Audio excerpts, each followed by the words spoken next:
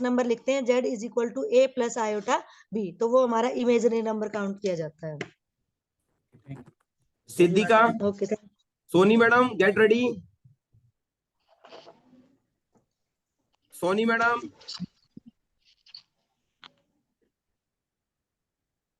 Might be busy. जी sir. हाँ Soni madam, कोई क्वेश्चन पूछना चाहते हैं आपसे mister Vikas? Yes mister Vikas. जी मैडम, जैसे कि हम लोग देखते हैं कि एक उपसर्ग होता है, प्रत्यय भी होते हैं और हाँ। संधि भी होती है, संधि। तो उपसर्ग लगा के भी एक्चुअली हम दो शब्दों को जोड़ते ही हैं, कोई ना कोई शब्द लगा दिया, अक्षर लगा दिया, और हम संधि में भी वही करते हैं। तो एक्चुअली दोनों में डिफरेंस सर क्या आवाज है? नहीं आ रही आपकी। आवाज नहीं आ पा रही सर मेरी? आवाज नहीं, फिर से क्वेश्चन रिपीट। अच्छा अच्छा, जी जी बिल्कुल। मैं उपसर्ग ये पूछना चाह प्रत्यय रहा और हूँ संधि में, कि हाँ, अगर मैं उपसर्ग उपसर्ग, प्रत्यय और संधि में अंतर क्या हाँ है? हाँ, क्योंकि उसमें भी हम शब्दों को जोड़ते हैं, है ना, और संधि में भी हम दो हाँ शब्दों को जोड़ देते हैं। हाँ तो अंतर कैसे हाँ। पहचान पाएंगे कि इसमें संधि हुई है या फिर उपसर्ग लगा है या फिर प्रत्यय लगाया हमने? उपसर्ग और प्रत्यय जो है वो शब्दांश जुड़ते हैं, ठीक है। जैसे कि आप लिखिए कि निडर, है ना, तो नी और डर, अगर हम इसको संधि कब समझेंगे? संधि तब होगी जब नी और डर ऐसे होगा संधि विच्छेद। लेकिन ऐसे वो नी उपसर्ग है, वो डर शब्द है उसमें जुड़ा है, ठीक है। जैसे शुद्ध है, एक शब्द है, उसमें अ उपसर्ग जोड़े तो वो अशुद्ध हो गया, पूरा पूरा सीधे सीधे जुड़ गया, उसमें कहीं कुछ हटा नहीं। पर संधि क्या है? संधि में वर्णों का मेल होता है। जैसे कि हम अगर कहें कि देवालय, है ना, तो उसमें आप देखेंगे कि जो देव का और है और आलय का आ है, वो दोनों आपस में जुड़ा, है ना, तब वो देवालय हुआ। पर उपसर्ग और प्रत्यय में सीधे सीधे शब्द का छोटा मतलब शब्दांश कहते हैं, वो जुड़ता है उसमें। इसमें वर्ड अच्छा, जुड़ते हैं संधि में। जी, तो और फिर प्रत्यय भी संधि, वही, उपसर्ग पहले। तो फिर संधि और समास को कैसे डिस्टिंग्विश करेंगे अपन कि संधि क्या है और समास क्या समास, है? हाँ, संधि में जैसे वर्ड जुड़ता है वैसे ही समास में पद या शब्द जुड़ते हैं। संधि में वर्ड जुड़ेंगे और समास में बीच में कारक चिन्हों या पदों का लोप हो जाता है। जैसे जनरली लोग कहते हैं राजा का पुत्र, या वो दही में डूबा बड़ा, तो उसको हम दही बड़ा बोल दें। बीच का कई पद, दही में डूबा बड़ा या दही से बना बड़ा, पूरा बीच का सारा ही चीजें हमारी गायब हो गई। दही बड़ा बन गया, है ना, राजपुत्र बन गया, तिराहा बन गया, जहाँ तीन रास्ते मिलते हैं, इतने बड़े शब्द इसमें इतने साथ कई सारे शब्द आ गए, और वो मिलके क्या हो गया? तिराहा। तो बीच के पद उसमें से लोप हो जाता है। मतलब ज्यादा शब्दों में कहे जाने, जो बात हम ज्यादा शब्दों में कहते हैं उसको हम छोटे में कर देते हैं, तो उसमें पदों या कारक चिन्हों का लोप हो जाता है और संधि में वर्ड जुड़ जाते हैं ऐसे। Very good. सिद्धिका, पूजा से एक क्वेश्चन पूछो हिस्ट्री रिलेटेड, इतिहास से रिलेटेड। जी पूजा मैम। हाँ जी मैम। हाँ जी आप किनसे पूछेंगे? सोचिए हेलो जल्दी, सर। मैम, एक किसी का भी नाम सोचिए। हाँ जी हाँ जी मैम बोलिए। मैम, एक बच्चा ऑफिस में चला जाता है जी डायरेक्ट मैम के पास या प्रिंसिपल सर के पास कि मुझे मैम का पढ़ा हुआ समझ में नहीं आता, और फिर आपको जैसे मैम ने बुलाया, तो आप क्या कैसे अपने आप को व्यक्त करोगे?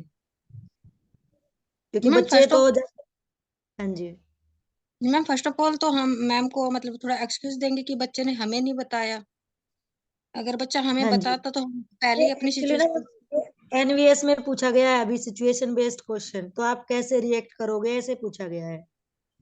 जी जी मैम, मैं पहले मैम को सॉरी बोलेंगे कि यहाँ तक मतलब ऐसी सिचुएशन आई, उसके लिए फर्स्ट ऑफ ऑल सॉरी। कि और आगे मतलब कोशिश करेंगे कि इसके मतलब ऐसी सिचुएशन आगे कभी ना आए। हम बच्चे को मतलब अपनी जिम्मेदारी पूरी तरह से निभाएंगे, और बच्चे को समझ नहीं आ रहा तो हम देखेंगे मतलब ऑल क्लास को देखेंगे किस बच्चे को समझ आ रहा है किस समझ नहीं आ रहा। हम अपनी टेक्निक चेंज करेंगे, पढ़ाने का तरीका चेंज कर सकते हैं। ओके।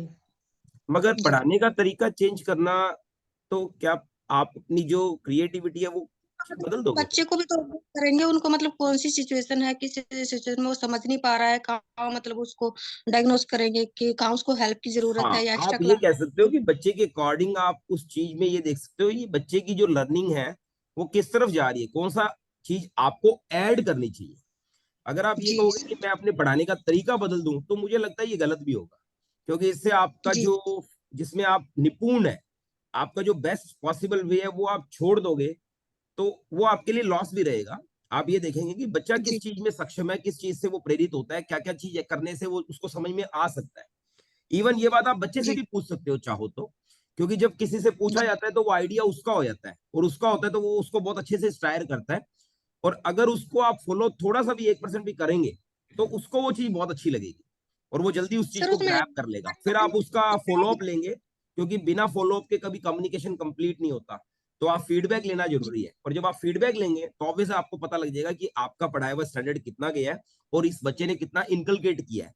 उसके अकॉर्डिंग आप अपनी टीचिंग मेथड को चेंज करें। ओके, सर इसमें ये वाली लाइन भी ऐड कर सकते हैं, जैसे कि हम मतलब कि ये भी देखेंगे कि मतलब हमारे में ऐसी क्या कमी थी, जैसे कि बच्चे ने डायरेक्ट प्रिंसिपल सर को हाँ वो इन्फॉर्म आपने अच्छा किया, बोला हमें कि क्यों। शुरू में सर मैं सबसे पहले तो ये सॉरी फील कि डायरेक्ट बच्चा आप तक पहुंचा, ये अच्छा पॉइंट था आपका, अच्छा लगा मुझे पूजा। जी चलिए हमारी न्यू कमर स्टूडेंट मनोज, और अब 2 मनोज हो गए हैं यहाँ पर, ध्यान रखना, ठीक है ना, बहुत मनोज इंटू मनोज, ठीक है। हमारी एक और पावर जी बढ़ गई है, बस रेखा मैडम को मिस किया और एक नई मनोज आई। अदरवाइज हम बहुत ऐसा फील कर रहे थे हमारी मैडम गई है। बहुत लोग जब ये एक साथ फ्री हुए थे तो आई वॉज फीलिंग। चलिए अब मैं सर मनोज अब जी को मुझे बोलूंगा, मनोज आप किन से क्वेश्चन पूछना चाहिए? सोनी मैडम गेट रेडी, कमान। और हमारी बहुत फेवरेट आ गई है भाई हरबीर। चलिए सोनी क्वेश्चन तैयार रहिए, पूछिए। मैम बताइए टीचर में क्या क्वालिटी होनी चाहिए? बताइए सोनी जी, आप अनम्यूट कीजिए सोनी जी। मनोज जी पूछ रहे हैं कि एक अच्छे टीचर में क्या क्या सर सुन नहीं क्वालिटीज होनी पाए। चाहिए आपके हिसाब से। सबसे पहले एक अच्छे टीचर को संवेदनशील होना चाहिए, सेंस मतलब कि वो बच्चे को समझ सके, उसके अंदर धैर्य होना चाहिए बच्चे को समझने के लिए। बिल्कुल उसके बाद उसके अंदर नॉलेज, अपने सब्जेक्ट से रिलेटेड नॉलेज होना चाहिए, और टीचर की कम्युनिकेशन स्किल अच्छी होनी चाहिए ताकि वो अपनी बात बच्चों को कन्वे कर सके जो भी वो बताना चाह रहा है। राइट। और मतलब उसके अंदर पेशेंस होना चाहिए कि बच्चा अगर बार बार पूछता है या किसी बच्चे को प्रॉब्लम है तो फिर वो मतलब उनकी बॉन्डिंग अच्छी होनी चाहिए, बच्चे के साथ टीचर की बॉन्डिंग भी अच्छी होनी चाहिए। ओके हरबीर, वेलकम, कैसी हो आप? हरबीर अभी शुरू नहीं हुआ उनका ऑडियो। बाय दैट टाइम मैं सोनी मैडम को कहूंगा, सोनी मैडम आप विजय मैडम से एक क्वेश्चन पुट अप कीजिए प्लीज। जी मैडम से क्वेश्चन पुट अप करें। कोई भी क्वेश्चन जो आपको अच्छा लगे, आप सिचुएशन भी दे सकते हैं, what ever you feel. Ma'am मान लीजिए अगर आपके क्लास में बच्चे जो हैं वो बहुत कुरकुरे, चिप्स, इस तरीके की चीजें यूज करते हैं खाने में, जंक तो फूड आप ज्यादा खा उन्हें रहे कैसे हैं। समझाएंगी? कुरकुरे, चिप्स जैसे स्नैक्स जो है ना खाते हैं, मैम इसमें मैं कुछ और बहुत बोलूं। ज्यादा हाँ मैम हाँ तो अब वहाँ पे बोलिए। तो जाने का कोई मतलब ही नहीं बनता ना, वहाँ पे तो बच्चे अंदर ही रहते, दुकान पे जाएंगे ही नहीं। नहीं, वो बैग में रखे रहते हैं। हाँ ये या अब मान ऐसा लीजिए आपको सिचुएशन पता होता चला है। अच्छा कि मैडम इस तरीके से बोल रहे हैं जैसे है ना खुद अपने टाइम में बहुत ज्यादा रखे हुए थे ना, जैसे फिक्स थे, रखे हुए ही थे परमानेंट ही कभी सर खत्म ही मैं नहीं रखती थी। मैं बता हुए। रही हूँ सर, ओके सोनी ये मैडम ने भी रखा आदत हुआ अचानक छुड़ाना तो संभव नहीं है।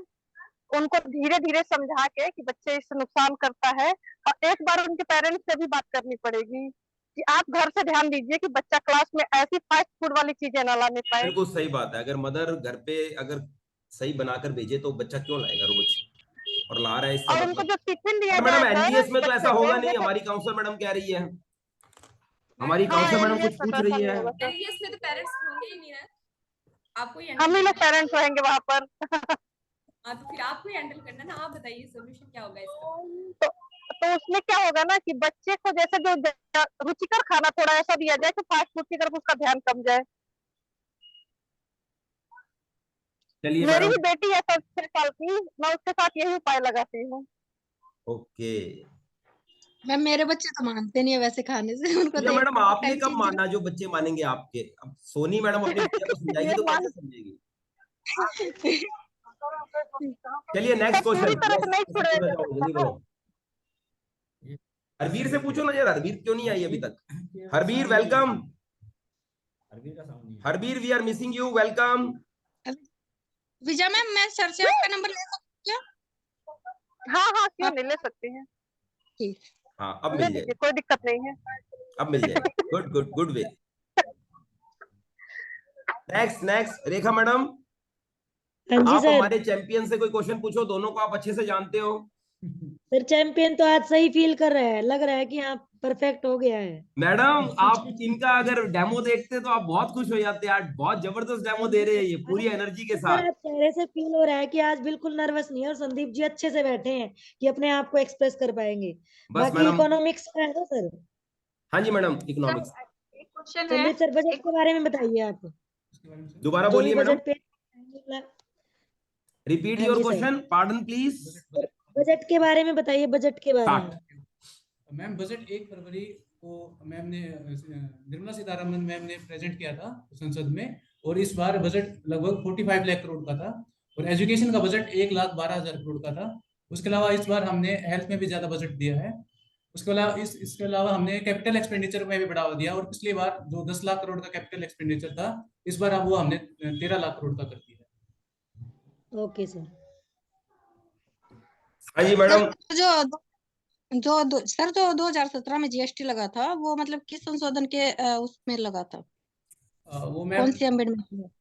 मुझे पक्का ध्यान नहीं, पर शायद मुझे लग रहा है 102 अमेंडमेंट, 101। हाँ सॉरी 101 अमेंडमेंट के तहत लगा था। जी sir. Next, anybody can ask any question please. Class में हम इंडिविजुअल डिफरेंसेस को कैसे देखते हुए पढ़ाएंगे? मतलब कैसे बच्चों को लेके चलेंगे? कुछ स्लो लर्नर है, कुछ बहुत आप फास्ट बताइए सीखते सर। हैं, तो मतलब हम ऐसा कैसे करें कि सब एक साथ चलें?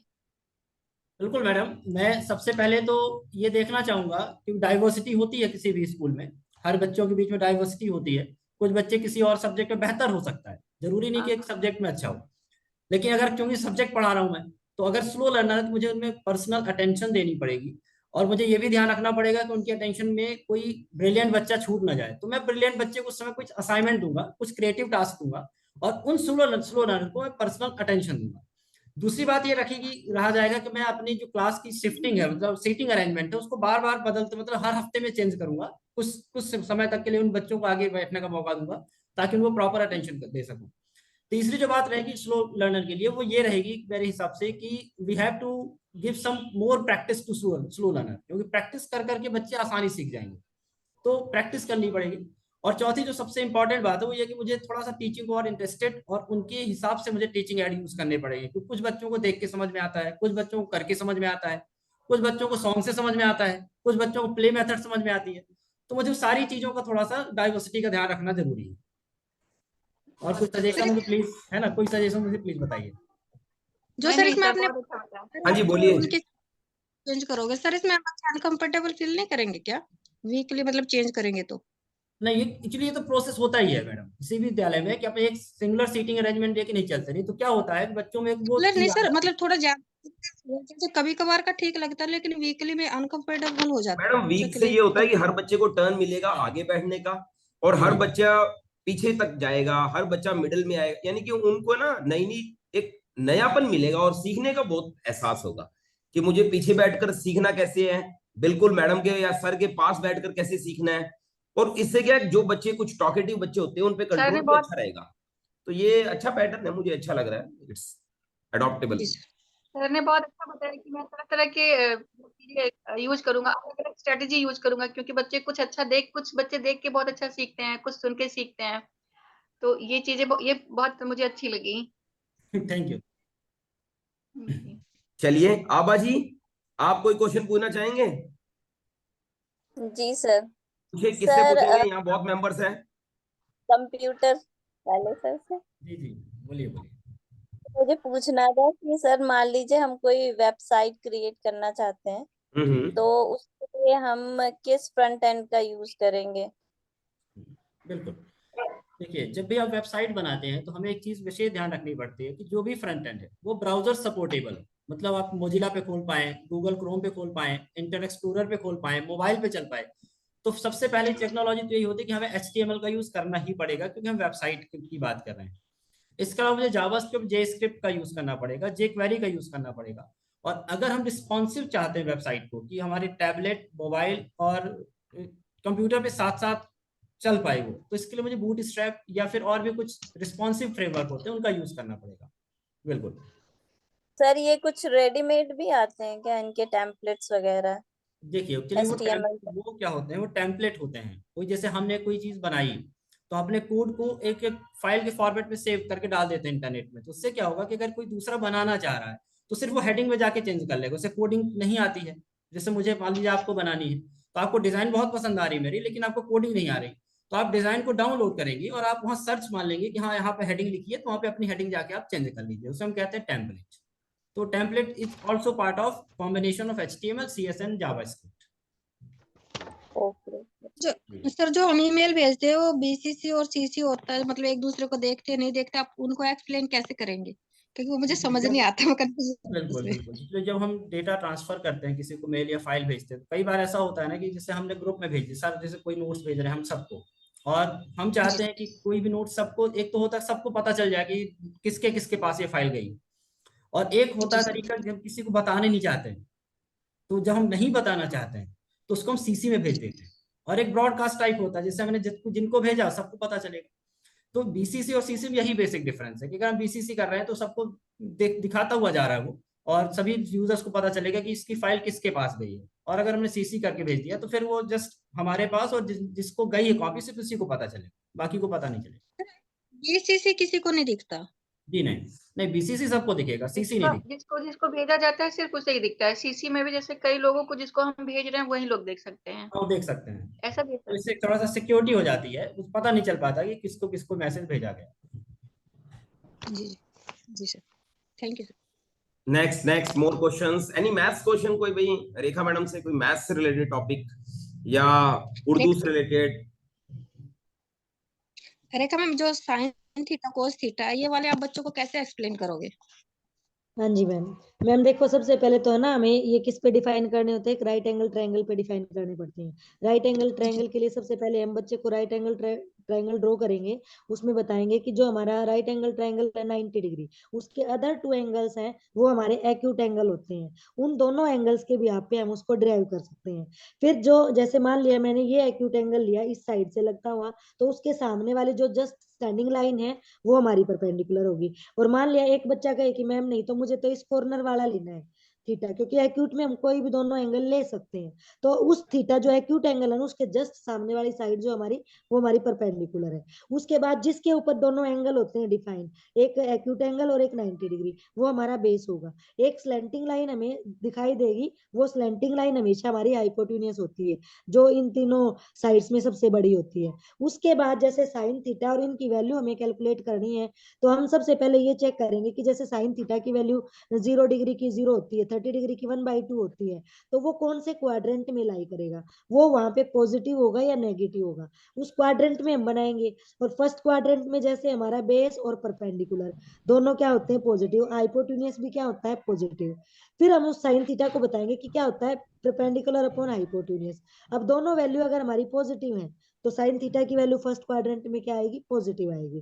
जैसे हमने सेकंड क्वाड्रेंट लिया तो सेकंड क्वाड्रेंट में क्या होगा, जैसे हमारी एक्स की वैल्यू जो हमारा बेस होगा वो नेगेटिव हो जाएगा, क्योंकि बेस नेगेटिव होगा तो, लेकिन साइन के लिए हमें क्या चाहिए कि परपेंडिकुलर और हाइपोटेन्यूस, तो वहां साइन थीटा तो वहां भी हमारा पॉजिटिव रहेगा, लेकिन कोस थीटा के केस में ये चेंज हो जाएगा, क्योंकि कोस थीटा जैसे ही हम वहां चेंज करेंगे, क्योंकि वो होता है बेस अपॉन हाइपोटेन्यूस। बेस की वैल्यू नेगेटिव होगी, अगर दोनों में से एक की वैल्यू नेगेटिव हो जाती है तो हमारा पूरा क्या हो जाता है, वो नेगेटिव हो जाता है।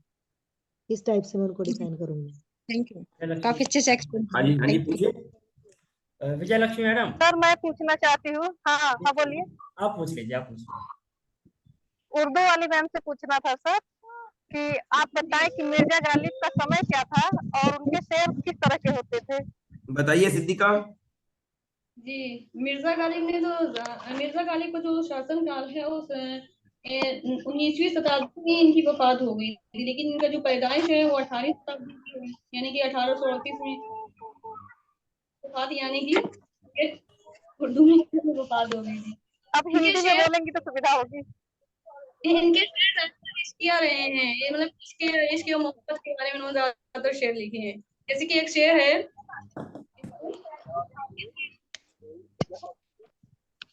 हाँ जी, याद नहीं आ, चले कोई बात नहीं, नो प्रॉब्लम मैडम। होता है, अचानक भूल जाता है। विजय मैडम। हाँ बोलिए सर। एक डाउट है मुझे, क्लियर करिए मेरा, कि हमने जब तैयारी कर रहा था मैं, तो मैंने थोड़ा सा हिंदी साहित्य के बारे में पढ़ा, तो उसमें कई सारे युगों में बांट दिया इसको।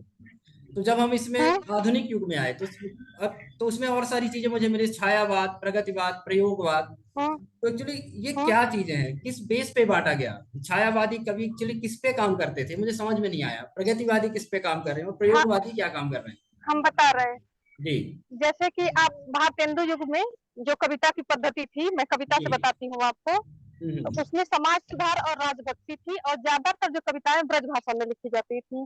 कब फिर भारतेंदु द्विवेदी युग युग में? आया, भारतेंदु युग में। जी द्विवेदी युग में जो कविताएं लिखी जाने लगी, आचार्य महावीर प्रसाद द्विवेदी जी ने हिंदी को प्रश्रय दिया कि अब कविताएं हिंदी में होंगी और सौंदर्य पर कविताएं नहीं होंगी, अब वो कविताएं होंगी जो जनहित में सही होगा, मतलब जिससे लोगों का भला हो। अब ऐसी कविताएं, उन्होंने कहा था चींटी से लेके हाथी तक बहुत कुछ है लिखने के लिए, श्रृंगार परक कविता लिखने की जरूरत नहीं है। उसके बाद छायावाद जो आया, उस समय थोड़ा सा देश में आजादी का मूवमेंट भी चल रहा था, 1917 में चंपारण वगैरह हुआ था। तो ये लोग ऐसी कविताएं लिखते थे कि जैसे एक होता ना कि वृक्ष पर धूप पड़ती तो छाया कहीं और पड़ती है, इनकी कविताओं में रहस्य होता था। अच्छा। तो इसलिए इस काल को छाया, और इसको कहा गया कि स्थूल के प्रति सूक्ष्म का विद्रोह, कि बड़े के प्रति छोटा विद्रोह कर रहा है। तो इस समय की जो कविताएं थी ये भी आत्म प्रेरित थी ज्यादातर, और जो और कवि जो लिखते थे वो आजादी से संबंधित कविताएं, लेकिन उसको कन्वर्ट करके लिखते थे क्योंकि अंग्रेज उनकी रचनाएं जब्त कर ले रहे थे। और कुछ उन लोग का जैसे दर्शन से भी प्रभावित थे ये लोग, जैसे शैव दर्शन से प्रसाद जी थे, और ये पंत जी का था, महादेवी के लोग दार्शनिक कविताएं भी लिखे। फिर इसके बाद आया प्रगतिवाद जो मार्क्सवाद से प्रभावित था। उस समय मार्क्सवाद का काल चल रहा था। ये 1936 में मुल्क राज आनंद और सज्जाद जहीर ने यहाँ पर ये प्रगतिशील साहित्य संघ की स्थापना की। उसके बाद से ये 4-5 साल मार्क्सवाद का समय चला, जिसमें दीपंकर नागार्जुन जी और केदारनाथ अग्रवाल, ये लोग जैसे गरीबों का, जो पूंजीपतियों का उनका शोषण होता था, उसके खिलाफ आवाज उठाए कि सबको एक बराबर माना जाए, ना कोई अमीर रहे ना कोई गरीब रहे, समाजवाद की स्थापना की जाए। फिर ये 5-6 साल चला, फिर प्रयोगवाद आया। इन्होंने कविताओं में प्रयोग किया और जो उदाहरण लिए ये निजी जीवन से होते थे। और ये जो प्रयोगवाद था आत्म केंद्रित था, ठीक है। और उसके बाद जो नई कविता आई, तो नई कविता में जैसे सूक्ष्म मानव की प्रतिष्ठा की गई, जो सबसे पीछे वाला मानव है उसके बारे में भी बात की गई, समाज के बारे में बात की गई। जो समय राजनीतिक परिवेश था, लोगों को नई नई आजादी मिली थी, लेकिन जैसी आजादी हमें चाहिए थी वैसी आजादी मिली नहीं, देश कई टुकड़ों में बट गया, तो लोग असंतुष्ट थे। तो ये सारी भाव उस समय की कविताओं में आपको देखने के लिए मिलेंगे। बहुत बढ़िया मैडम, बहुत बढ़िया। इस रिकॉर्डिंग को मैम एक लाइन में शॉर्ट कर दीजिए, इन शॉर्ट वो पूछ रहे थे क्यों नाम रखा गया। मैम इन शॉर्ट कर दीजिए कि वो पूछ रहे थे कि क्यों इनका नाम क्यों रखा गया ऐसा, बता तो दिया, इन शॉर्ट एक लाइन में बता दीजिए। नहीं समझ में आ गया मैडम ने जैसे जैसे बताया, आ गया ना सर? आ गया, बिल्कुल आ गया मैडम। सर मेरा एक क्वेश्चन है। हाँ जी, हाँ हाँ पूजा मैडम हो गए। हेलो पूजा।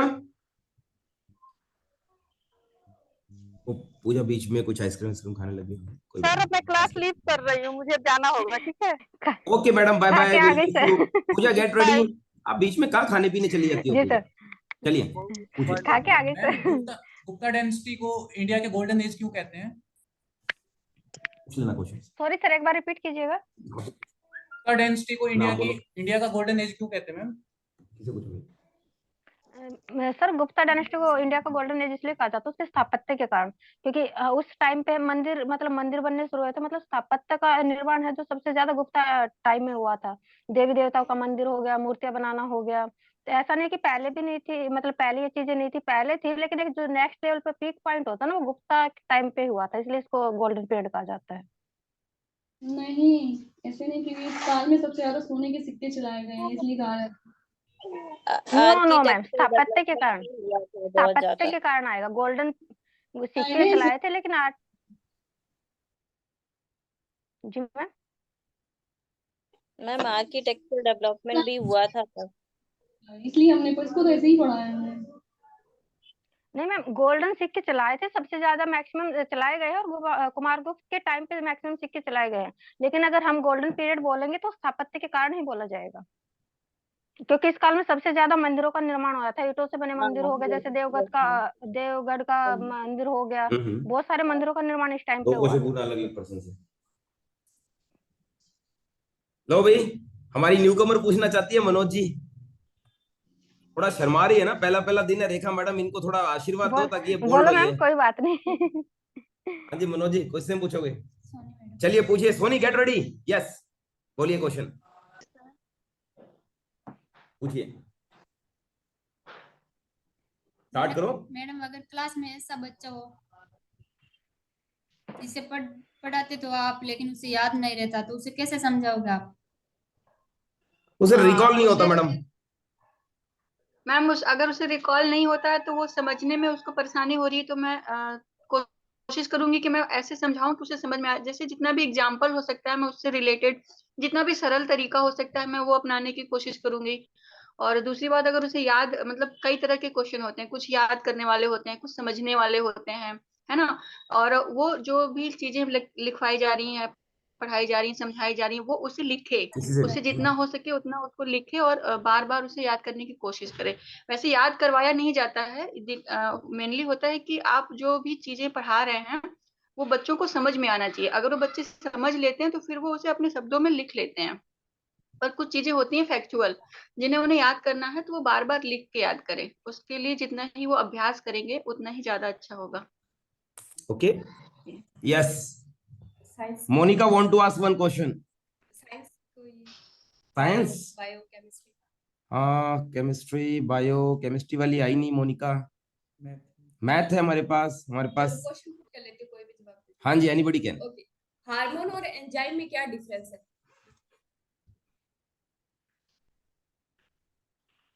एनीबॉडी? एंजाइम किसी चीज को, मैं साइंस पढ़ी नहीं हूँ, पर मेरा मानना ये है कि एंजाइम कोई भी क्रिया जो होती है ना, उसमें वो प्रेरक का कार्य करता है। हार्मोन क्या होता है? हार्मोन सेक्रेशन, जैसे वो मतलब हमारी बॉडी में होता है हार्मोन सेक्रेशन। जो एंजाइम होता है वो भी होता है, पर वो क्रिया को तेज करता है, कुछ ऐसा ही है शायद। एंजाइम वो होता है जो अंतःस्रावी ग्रंथियों से जो स्रावित होता है, उसको हम हार्मोन बोलते हैं। और एंजाइम जो बाह्य स्रावित जो ग्रंथियां होती है उससे जो स्रावित होता है उसे एंजाइम बोलते हैं। एंजाइम एक कैटलिस्ट के रूप में कार्य करता है किसी क्रिया को बढ़ाने के लिए, और जो हार्मोन होता है वो हमारे जो सिस्टम होता है उसको कंट्रोल करने का कार्य करता है। मैम एक क्वेश्चन, कि जो हमारे मूड को कंट्रोल करता है ना, जैसे कभी हम सैड फील करते हैं, कभी हम बहुत खुश हो जाते हैं, तो वो कौन सा एंजाइम होता है और उसे कंट्रोल मतलब कौन सी हमारे ऐसे वो ऑर्गन है एंजाइम जो नहीं इसे होता, शायद कंट्रोल? वो हार्मोन होता है मैडम, शायद। जो हमारे हार्मोन ही होते हैं, तो वो हमारे मतलब कहीं ना कहीं वो कोई ऑर्गन होता है जिससे सेक्रेशन होता है हार्मोन्स का, सेरोटोनिन जो हमारे हार्मोन होना, वो मूड शायद कंट्रोल सेरोटोनिन। करता है। कभी हमें भूख लगती है, कभी नहीं लगती, कभी सैड फील करते हैं, ऐसा होता है। जैसे पिट्यूटरी ग्लैंड से होता है, पिट्यूटरी पिट्यूटरी ग्लैंड से ग्लैंड कौन सा ग्रोथ हार्मोन? ग्लैंड होती है, हमारी ग्रोथ के लिए रिस्पॉन्सिबल होती है वो। पिट्यूटरी ग्लैंड से सर हार्मोन स्रावित होता है कुछ। पिनियल ग्लैंड उसे क्या होता है, मतलब कौन सा हार्मोन सेक्रेशन होता है या मैडम वो क्या कार्य है सेरोटोनिन ही उसका? होता है। सेरोटोनिन जो हमारा मूड, स्लीप, डाइजेशन और इन चीजों को, ब्लड क्लॉटिंग आई वगैरह थिंक कंट्रोल करता है। यहाँ हमारे ब्रेन में हाइपोथैलेमस कोई ग्लैंड है, उसमें पिट्यूटरी ग्लैंड बहुत सबसे छोटा माना जाता है। हाँ जी मैडम, उससे हाँ वो जी। इन सारी चीजों का जो हार्मोन सेक्रेशन होता है वो उसे कंट्रोल करता है। ये चीज हाइपोथैलेमस। हाँ, हाइपोथैलेमस और थैलेमस दो पार्ट होते हैं। हाइपोथैलेमस वाइटल और इनको सबको कंट्रोल करता है, हमारे जो एक्टिविटीज होती है, सुनना और लिसनिंग और एवरीथिंग। पर मैडम वो जो हार्मोन आप पूछ रहे हो ना, वो सेरोटोनिन ही है, मैंने चेक कर लिया है। मूड को, हमारे टेस्ट को, हमारी स्मेल, इनको कंट्रोल वो सेरोटोनिन हार्मोन करता है। अच्छा हाँ, तो वो कहाँ से सेक्रेशन होता है, किस ग्लैंड से सेक्रेशन होता है उसका? कौन सा ग्लैंड